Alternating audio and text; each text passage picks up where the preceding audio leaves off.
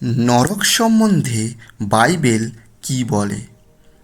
নরক হল পাপীদের চূড়ান্ত গন্তব্য এবং শয়তান ও তার অনুসারীদের অনন্তকালীন আবাসস্থল।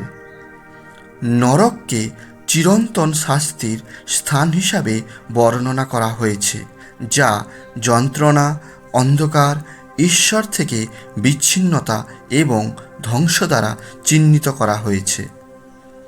নরকের ধারণাটি যদিও পুরাতন নিয়মে রয়েছে, তবুও নতুন নিয়মে নরক সম্বন্ধে আমরা স্পষ্টভাবে জানতে পারি। যিশু নিজে একাধিকবার নরকের কথা উল্লেখ করেছেন তার শিক্ষায়। তিনি বলেছেন, ঈশ্বর আমাদের আত্মাকে চিরকালীন শাস্তি হিসাবে নরকে নিক্ষিপ্ত করেন। যিশু আরও বলেছেন যে নরকে আগুন কখনো নিভে না, যা অন্তহীন যন্ত্রণাকে বোঝায়। তিনি বলেছেন, ঈশ্বর নরক প্রস্তুত করেছে শয়তান এবং তার অনুগামীদের জন্য চূড়ান্ত শাস্তির স্থান হিসাবে। ধনী ব্যক্তি এবং লাসারের দৃষ্টান্ত একটি প্রাণবন্ত বিবরণ, যা নরকের বাস্তবতাকে যন্ত্রণা এবং বিচ্ছেদের জায়গা হিসাবে চিত্রিত করে। যখন ধনী ব্যক্তি পাতালে তৃষ্ণা ও যন্ত্রণায় ভুগছেন, তখন তিনি লাসারের থেকে বিচ্ছিন্ন হয়ে রয়েছেন।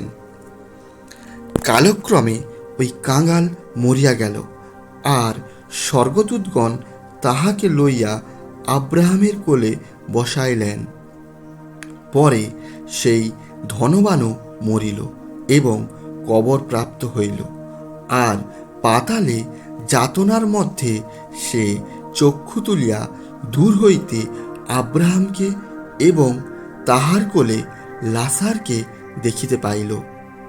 তাহাতে সে উচ্চস্বরে কহিল, পিত আব্রাহাম, আমার প্রতি দয়া করুন, লাসারকে পাঠাইয়া দিউন, যেন সে অঙ্গুলির অগ্রভাগ জলে ডুবাইয়া আমার জিহ্বা শীতল করে, কেননা এই অগ্নিশিখায় আমি যন্ত্রণা পাইতেছি।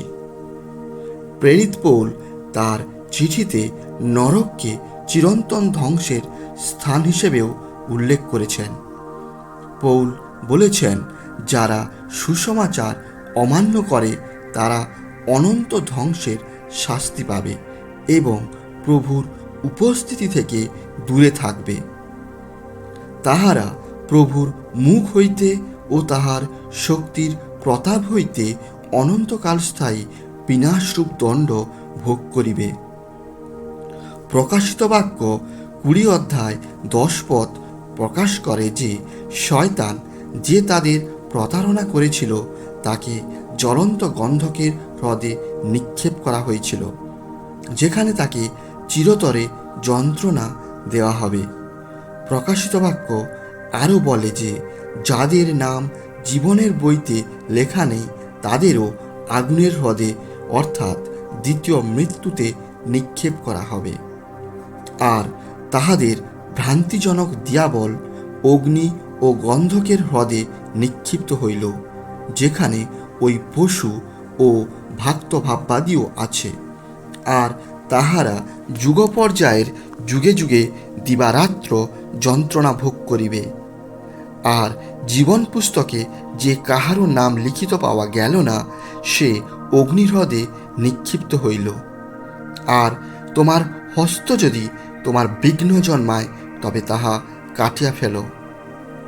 পরে তিনি বাম দিকে স্থিত লোকদিগকেও বলিবেন, ওহে শাপগ্রস্ত সকল, আমার নিকট হইতে দূর হও, দিয়াবলের ও তাহার দূতগণের জন্য যে অনন্ত অগ্নি প্রস্তুত করা গিয়াছে তাহার মধ্যে যাও।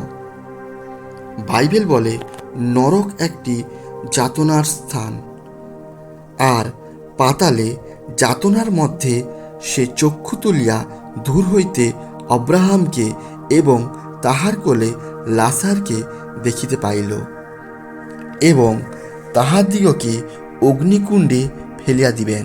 সেই স্থানে রোদন ও দন্তঘর্ষণ হইবে। আর তোমার হস্ত যদি তোমার বিঘ্ন জন্মায়, তবে তাহা কাটিয়া ফেলো। দুই হস্ত লইয়া নরকে, সেই অনির্বাণ অগ্নিতে যাওয়া অপেক্ষা বরং নুলা হইয়া জীবনে প্রবেশ করা তোমার ভালো। বাইবেল বলে নরক একটি অন্ধকারময় স্থান। তখন রাজা পরিচারক দিগকে কহিলেন, উহার হাত পা বাঁধিয়া উহাকে বাহিরের অন্ধকারে ফেলিয়া দাও, সেখানে রোদন ও দন্তঘর্ষণ হইবে। নিজ লজ্জারূপ ফেনা উৎক্ষেপকারী প্রচণ্ড সামুদ্রিক তরঙ্গ, ভ্রমণকারী তারা, যাহাদের নিমিত্ত অনন্তকালের জন্য ঘোরতর অন্ধকার সঞ্চিত রহিয়াছে। এই লোকেরা নির্জল উনুই, ঝড়ে চালিত কুজ্ঝটিকা, তাহাদের জন্য ঘোরতর অন্ধকার সঞ্চিত রহিয়াছে। বাইবেল বলে নরক একটি বিচ্ছিন্ন স্থান। আর এ সকল ছাড়া আমাদের ও তোমাদের মধ্যে বৃহৎ এক শূন্যস্থলী স্থির রহিয়াছে, যেন এখান হইতে যাহারা তোমাদের কাছে যাইতে চায় তাহারা না পারে, আবার ওখান হইতে আমাদের কাছে কেহ পার হইয়া আসিতে না পারে। পরে তিনি বাম দিকে স্থিত লোকদিগকেও বলিবেন, ওহে শাপগ্রস্ত সকল, আমার নিকট হইতে দূর হও, দিয়াবলের ও তাহার দূতগণের জন্য যে অনন্ত অগ্নি প্রস্তুত করা গিয়াছে তাহার মধ্যে যাও। আপনার নামেই কি অনেক পরাক্রম কার্য করি নাই? তখন আমি তাহাদিগকে স্পষ্টই বলিব, আমি কখনো তোমাদিগকে জানি না। হে অধর্মচারীরা, আমার নিকট হইতে দূর হও। বাইবেল বলে নরক একটি ধ্বংসের স্থান। আর যাহারা শরীর বধ করে কিন্তু আত্মা বধ করিতে পারে না, তাহাদিগকে ভয় করিও না। কিন্তু যিনি আত্মা ও শরীর উভয়ই নরকে বিনষ্ট করিতে পারেন, বরং তাহাকেই ভয় করো। তাহারা প্রভুর মুখ হইতে ও তাহার শক্তির প্রতাপ হইতে অনন্তকাল স্থায়ী বিনাশরূপ দণ্ড ভোগ করিবে।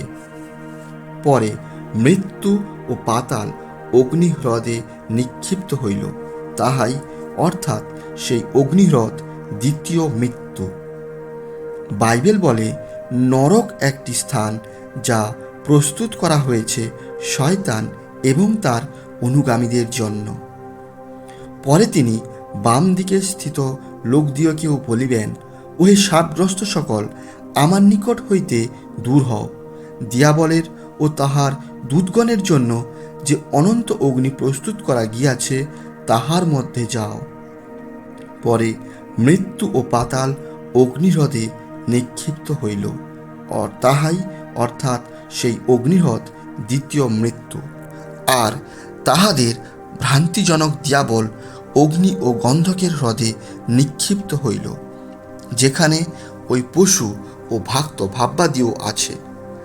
আর তাহারা যুগপর্যায়ের যুগে যুগে দিবারাত্র যন্ত্রণা ভোগ করিবে। কারণ ঈশ্বর পাপে পতিত দূতগণকে ক্ষমা করেন নাই, কিন্তু নরকে ফেলিয়া বিচারার্থে রক্ষিত হইবার জন্য অন্ধকারের কারারূপে সমর্পণ করিলেন। বাইবেল বলে নরক একটি স্থান যা আমাদের এড়ানো উচিত। জীবন্ত ঈশ্বরের হস্তে পতিত হওয়া ভয়ানক বিষয়। আর তোমার দক্ষিণ চক্ষু যদি তোমার বিঘ্ন জন্মায়, তবে তাহা উপড়াইয়া দূরে ফেলিয়া দেও, কেননা তোমার সমস্ত শরীর নরকে নিক্ষিপ্ত হওয়া অপেক্ষা বরং এক অঙ্গের নাশ হওয়া তোমার পক্ষে ভালো। বুদ্ধিমানের জন্য জীবনের পথ ঊর্ধ্বগামী, যেন সে অধস্থিত পাতাল হইতে সরিয়া যায়। বাইবেল বলে নরক হলো একটি যন্ত্রণা, অন্ধকার, বিচ্ছিন্নতা, ধ্বংস এবং চিরন্তন শাস্তির স্থান। এটি শয়তান এবং তার অনুগামীদের জন্য সংরক্ষিত।